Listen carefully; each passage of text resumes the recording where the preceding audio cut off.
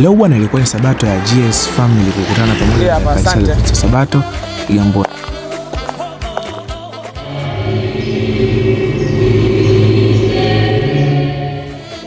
Waka nyaje mzee, mtu wa Mungu, mtu wa Mungu. Mambo poa za kwako? Nzuri za masiku. Salama za.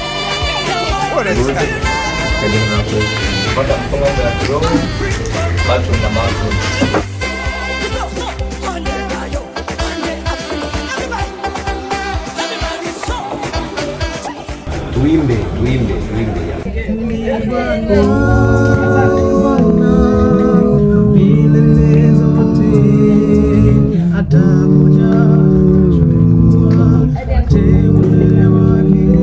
Na familia ya GS ni familia kubwa na wakaribisha nyote na Mungu awabariki sana.